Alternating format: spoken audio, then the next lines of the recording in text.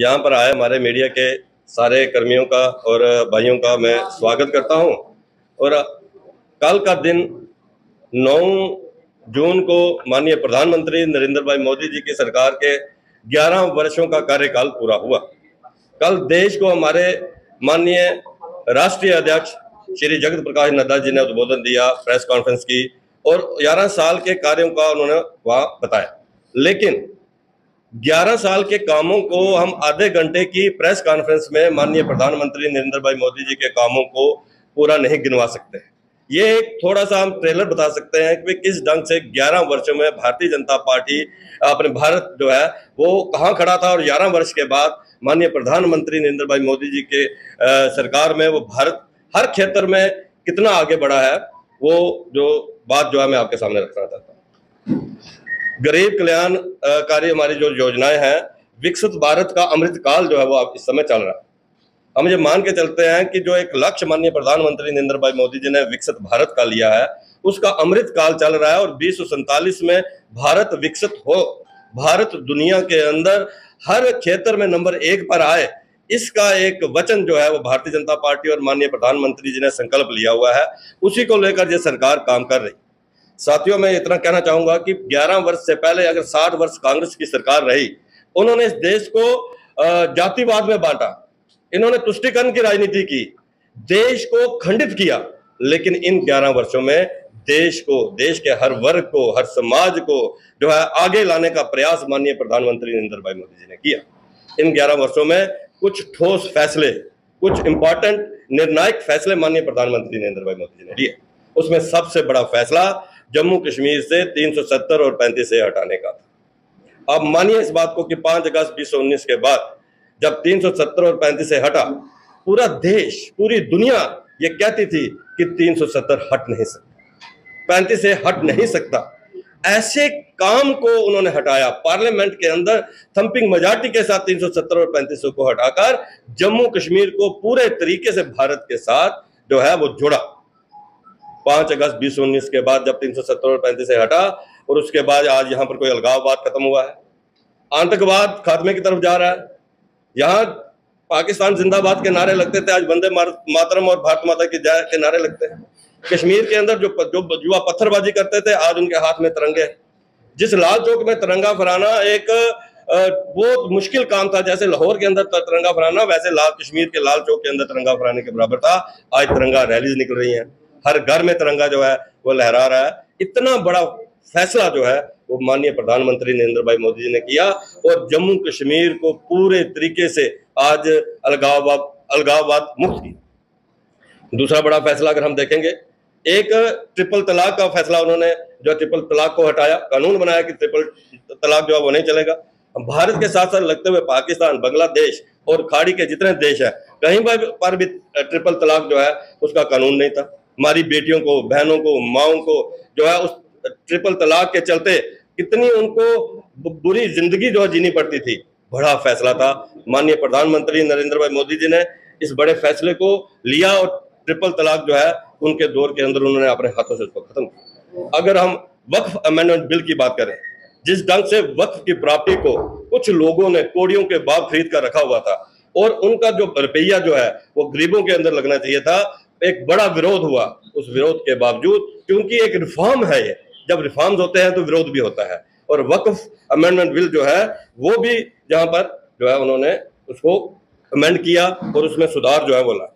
अभी हमने देखा कि रिसेंटली हमने देखा एक बड़ा फैसला, पहलगाम के अंदर आतंकवादियों ने कायराना हमला करते हुए हमारे टूरिस्ट जो है 26 टूरिस्ट जो है उनको शहीद किया और हमारी 26 बेटियों का, बहनों का सिंदूर जो है वो उजड़ा।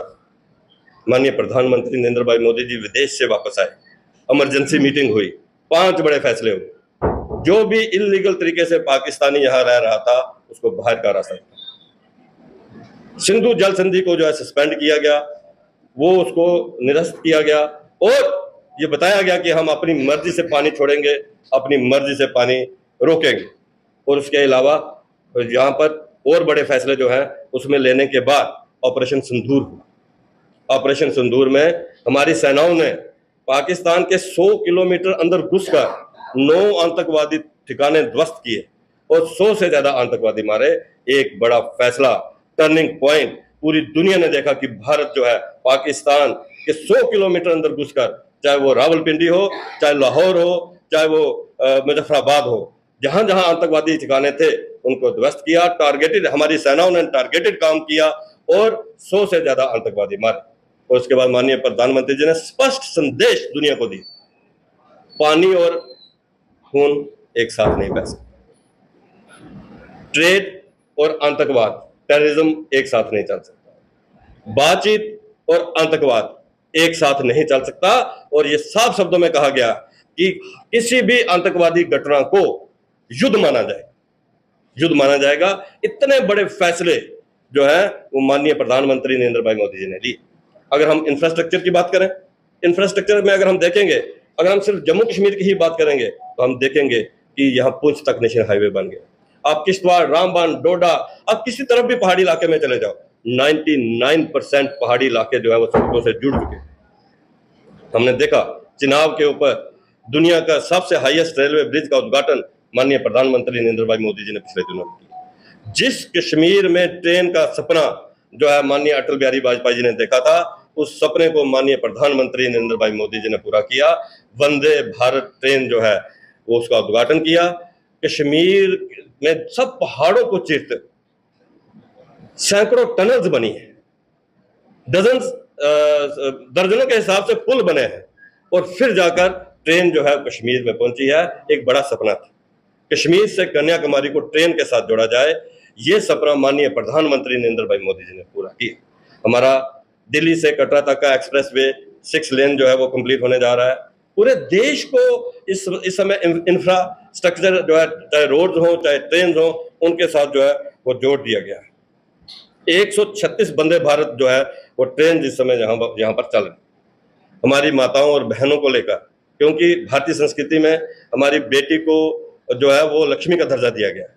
उन्होंने एक बड़ा फैसला करके 33% रिजर्वेशन जो है, हर पार्लियामेंट चुनावों में भी 33% रिजर्वेशन, हमारी पार्टी में भी कोई भी ऑफिस बीरर होगा, कोई भी टीम बनेगी, 33% रिजर्वेशन है। और अब असेंबली के अंदर भी हमारी 33% बहनें जो है वो एमएलए बनकर अगले असेंबली चुनावों के अंदर, भारत के अंदर हर असेंबली के अंदर जो है वो हमारी 33% जो है वो हमारी बेटियां बहनें जो है वो असेंबली के अंदर थी। शक्ति था, ऑपरेशन देवी शक्ति के तहत अफगानिस्तान से जब वहां पर तालिबान ने एक बड़ा आतंक मचाया था, तो अफगानिस्तान से भी अपने भारतीयों को जो है वो वापस लाया। साथियों, अगर हम गरीब कल्याणकारी योजनाओं की बात करेंगे, अब ये देखिए कि इन 11 वर्षों में 3 करोड़ गरीबों के घर पक्के, अगले 3 वर्षों में 5 करोड़ और घर जो है वो पक्के होने जा रहे। किसान मानधन के तहत जो है किसानों के अकाउंट में पैसे जा रहे, हर गरीब को के घर में रसोई के लिए राशन जा रहा, हर गरीब की रसोई में जो है गैसीय चूल्हा गया, हर गरीब जो है उसका 5 लाख रुपए तक का मुफ्त इलाज जो है आयुष्मान भारत कार्ड के तहत हो रहा है।